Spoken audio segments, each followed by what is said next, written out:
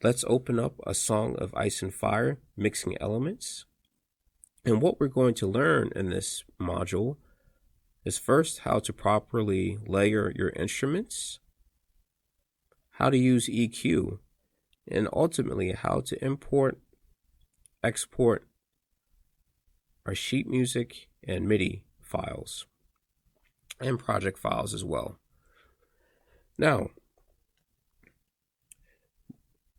the problems that sometimes occur in FL Studio is that you have great sounding pieces, musically speaking, but the audio quality is not to your satisfaction. This occurs with any kind of plugin. It could be a plugin that you buy from whatever online retailer that you go to. You buy the plugin, you like the sound, but then your instrumentation doesn't sound great in your opinion. What we're going to be doing is adding our elements to the mixer. And in order to do that, we simply select our channels. Now we go to our mixer. We right click, select channel routing, route selected channels starting from this track, and it will correctly route all of the channels. It could be 3 channels or 80, it doesn't really matter. The channels will now have the ability to have different filtering added to each individual channel. 1, 2, and 3 are the designations. Now let's listen to the entire mix.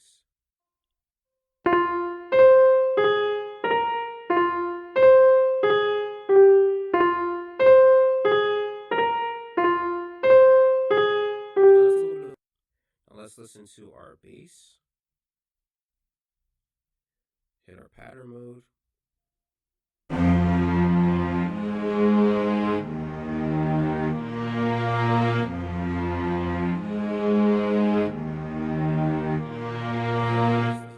Now let's listen to our violin solo.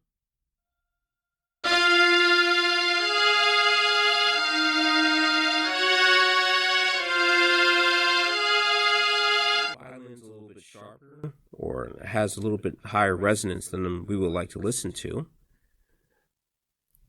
Now let's actually add the most famous tool for filtering, which is the Fruity Parametric EQ2 tool.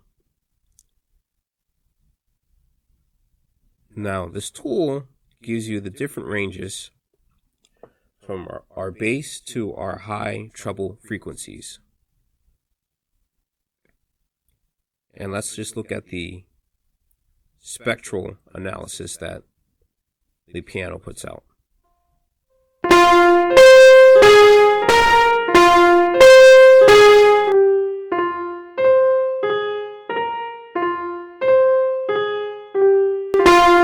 So some of the piano has a little bit higher resonance than we would like to hear. So what we can do is we go to our slope token, and then we reduce this frequency by clicking and scrolling downward. And that gives us a greater definition and explicitness for the slope frequency cutoff.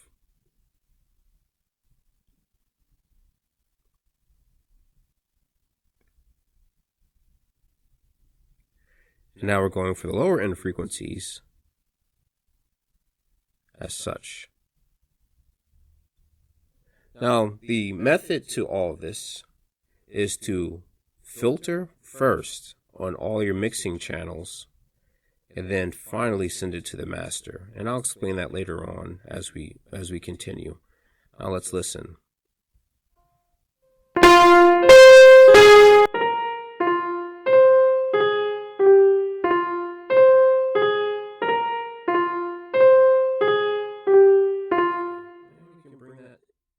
And even more to remove some of the bottom frequencies and the higher resonant frequencies. Now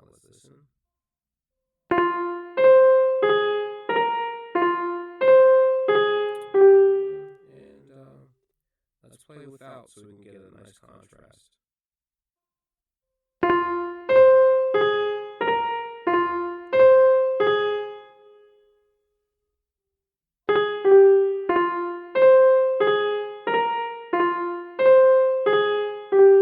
Now we add in our filter again.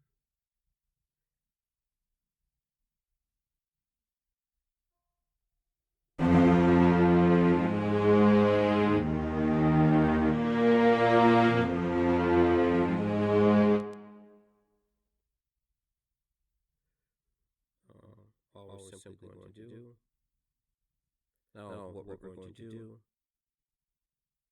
is filter again. Let's look at the analysis.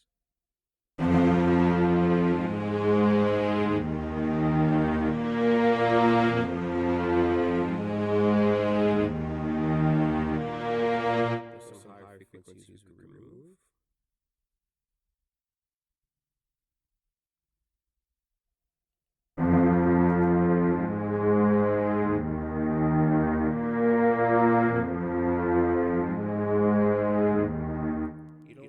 The frequencies of a low-end instrument, such as a bass, to interfere with some of the higher mid-level frequencies that the other instrumentation will have. So this is very important when it comes to layering your instruments. It's not just simply a matter of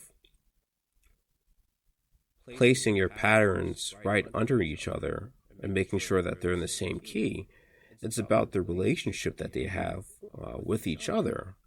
You don't want to necessarily have a collision, so to speak, musically, of an instrument that's too tuned or too highly tuned or out of tune with a finely tuned instrumentation. So the bass is the lowest instrument actually in this piece. So we can actually maybe take a little bit of the bass out.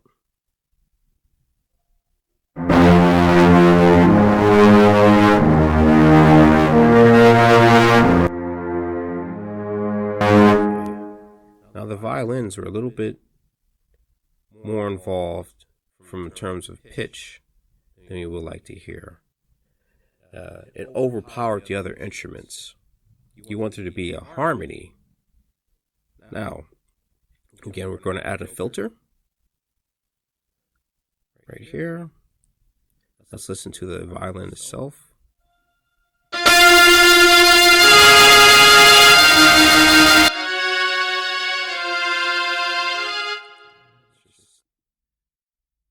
cut out some of the high-end frequencies.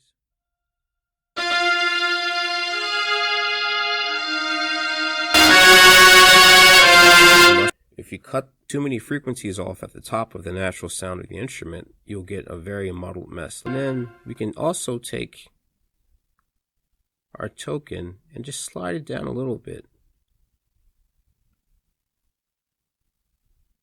And then we're going to remove the lower end frequencies in the violin because the piano is competing in this case.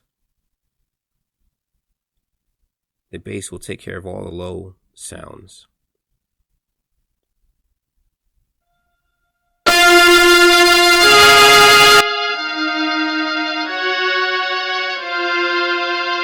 Let's listen to the entire thing together now. And let's start from the 25th measure.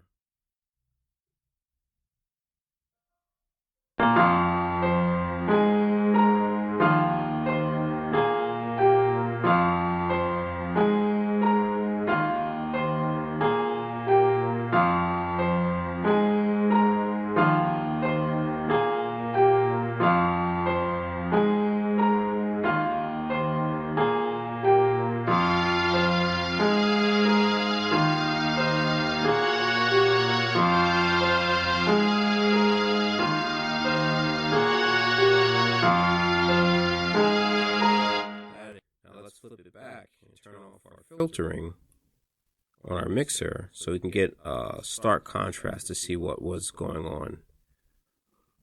The instruments had extra frequencies, or the frequency was bleeding up into other instrumentation.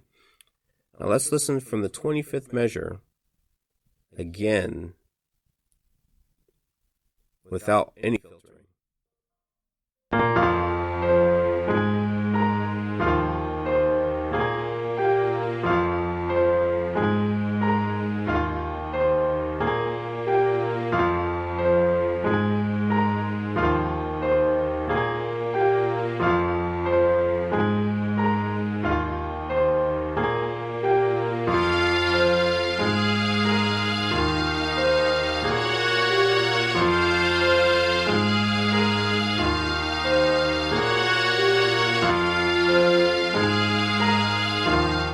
Let's add our filtering back on.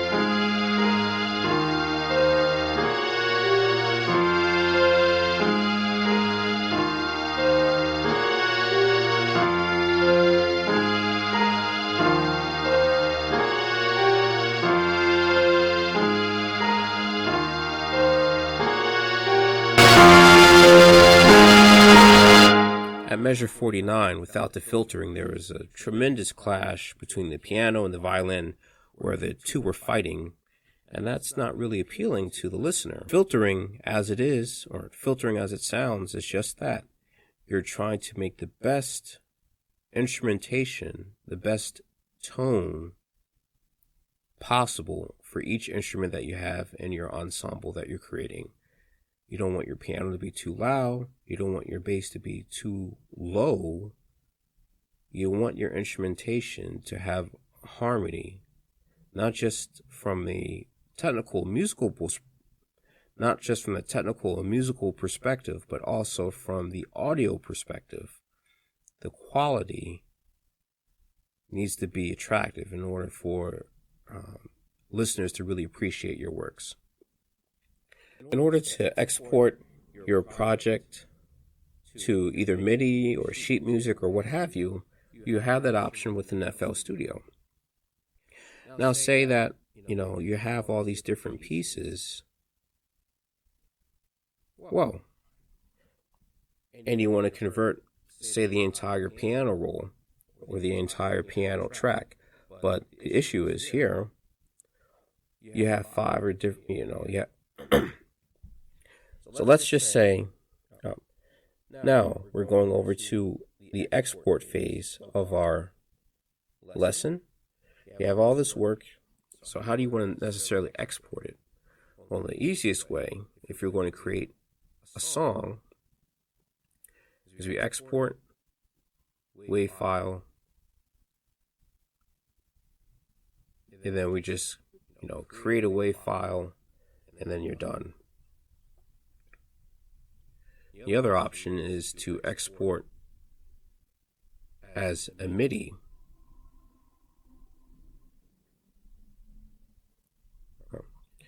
Alright. So we have different export options in FL Studio. You can export your song as the most pleasurable file type, which is the WAV file type, as listeners can actually listen to your piece. Midi is not listenable or really enjoyable unless you're a composer and you love listening to Midis. But most people, most of the population, do not enjoy listening to Midis. You have the Midi file. You have the ability to also convert some of your piano, double bass, violin, trumpet, what have you, sections or samples into sheet music. That's an interesting concept. And then you also have the ability to export your entire project into an FLP, archive, or zip file. Let's go over the easiest way first, which is export, WAV file, and then you just save it to your location. Let's just save it here. You have different options to save. You can do the MP3 if you want to, but it tells you exactly how many bars in the music 1 minute and 30 seconds, how much disk space it takes up. You can go full mode, or you can save the pattern.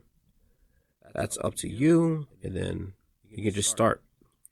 Now, ideally, when you're doing compositions, you should render when you don't have a lot of different applications running on your PC or Mac or what have you.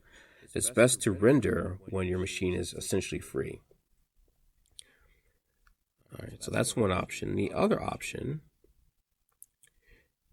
is irreversible.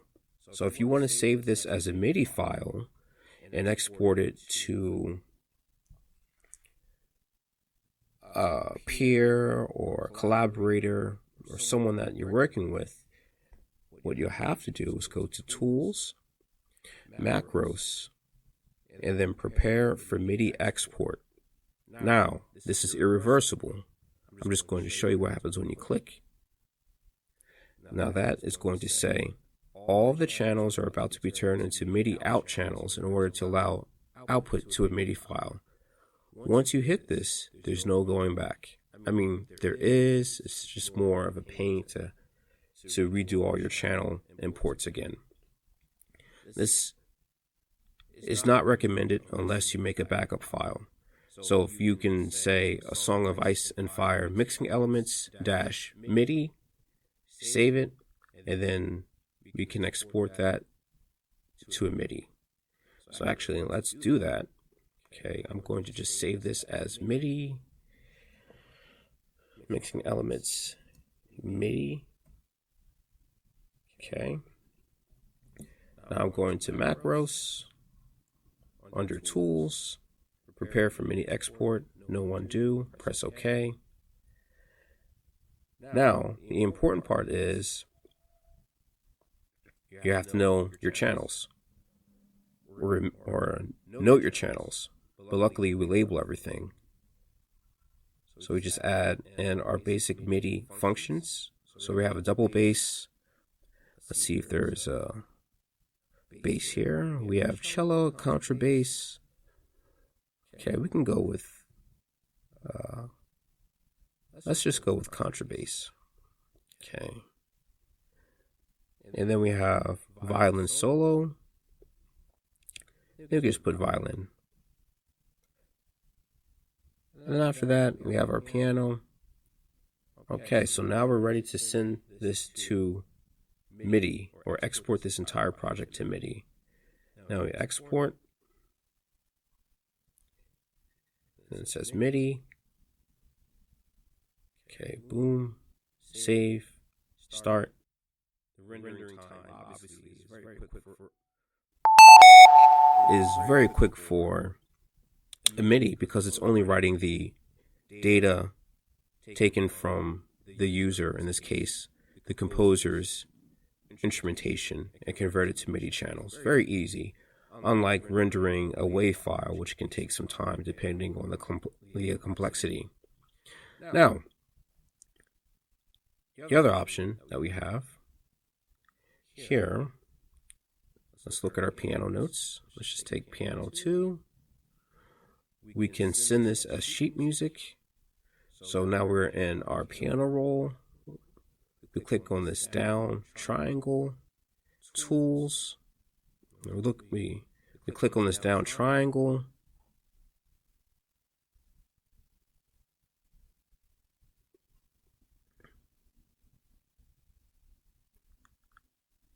Then we have export. Oh, right. So now we have, in order to actually send this as sheet music, file. Sorry. And now to actually export this as sheet music, we simply click File, Export, or in order to save this as sheet music that is readable by everyone, we simply click on the triangle that's pointing downward, and then Save Score As.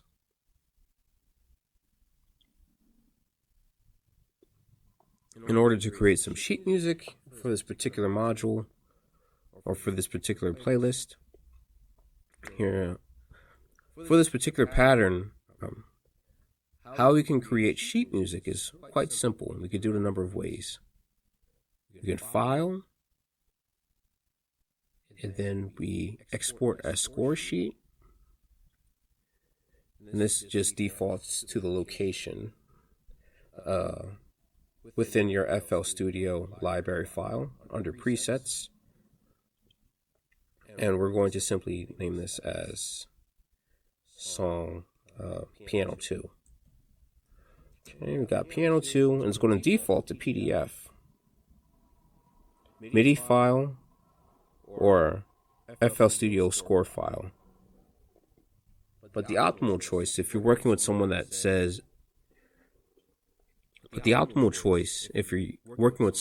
may not necessarily have FL Studio or another DAW, PDF or MIDI file.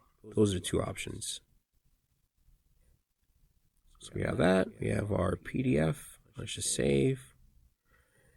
All right, and we have our C. It's in the key of A flat major. You can put this in any key that you want. Let's click A flat major. No, let's click. All right, let's go back. Let's run that back again. So to export our files to sheet music format or MIDI format, we can go to File, Export as Score Sheet, which is the default of the PDF world.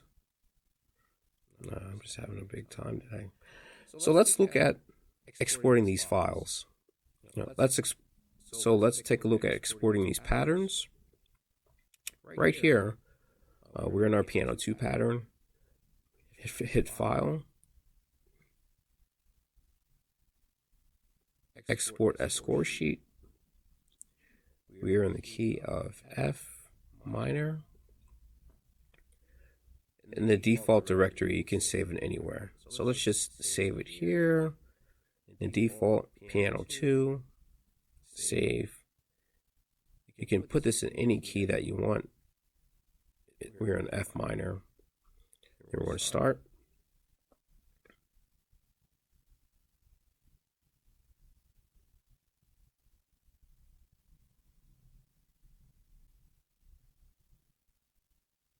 Now, let's open this up.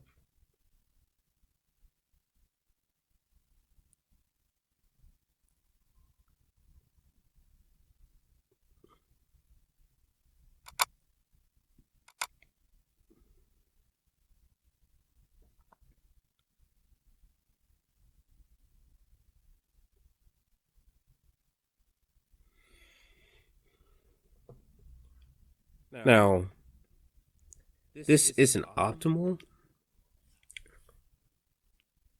Now, as we look at this, this necessarily isn't the optimal resolution, but we can further work on that. Now, it takes a while to render, but this is the output. Sometimes the sheet music function isn't optimal, in my opinion. So sometimes the sheet music function doesn't necessarily split both hands, so to speak. It will only function for the bass notes.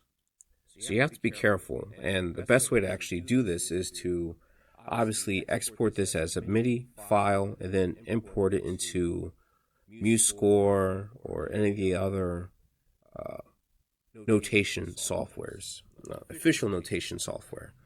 FL Studio has a rudimentary job of exporting PDFs. It can do it, but more complicated schemes are very hard for it to interpret or decipher properly, and therefore some of the output may not be 100% accurate. But you can tinker around with it and see what results you get. If it's a single line, instrument, such as a violin or a trumpet, it will do fine. But some of the multi-layered complexities that we're dealing with may not necessarily translate perfectly to the PDF export format. Now, after that, we have export the zipped loop package. And all this does is just simply export the file to a zip file. And then from there, it stores all the data, all the elements that it can inside that file. And then to import it, you just simply click on it with FL Studio, and then it will read from that particular directory. Now, when you actually start wanting to write to it, it will ask to save a file in a different location. So let's just save. And that's it. Saving is pretty straightforward. Now import.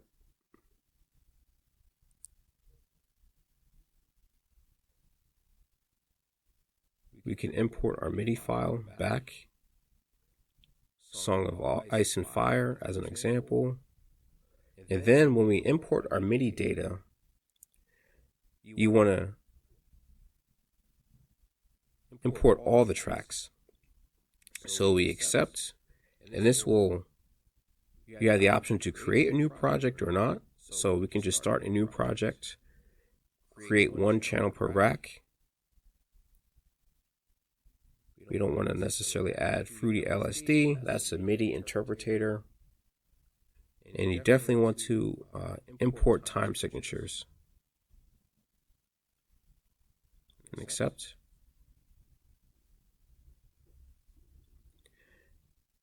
And if we look at our pattern, Midi, everything is imported onto one track.